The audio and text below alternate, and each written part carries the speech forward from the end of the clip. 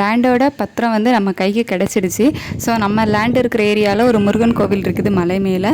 So அந்த முருகன் கோவிலுக்கு போயிட்டு வந்துடலாம் அப்படின்னு சொல்லி தான் நாங்கள் வந்து போனோம். அது வந்து ஒரு பெரிய மலை, சுற்றி பார்த்திங்க அப்படின்னா பயங்கர நேச்சராக வந்து இருக்கும்.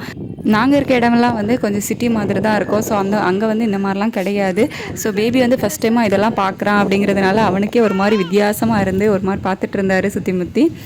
இந்த மலை மேலே பார்த்திங்க அப்படின்னா ஒரு சின்ன தெப்பக்குளமும் இருக்கும்.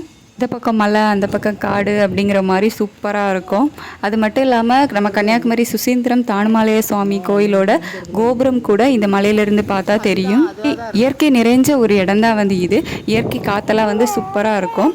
பட்டு அக்ரிகல்ச்சர் லேண்டெல்லாம் இப்போ கொஞ்சம் கொஞ்சமாக அழித்து வீடாக வந்து மாற்றிக்கிட்டே வராங்க. நாங்கள் வாங்கியிருக்கிற இடம் பக்கத்தில் கூட 1-2 வீடுகள் வந்து இருக்குது.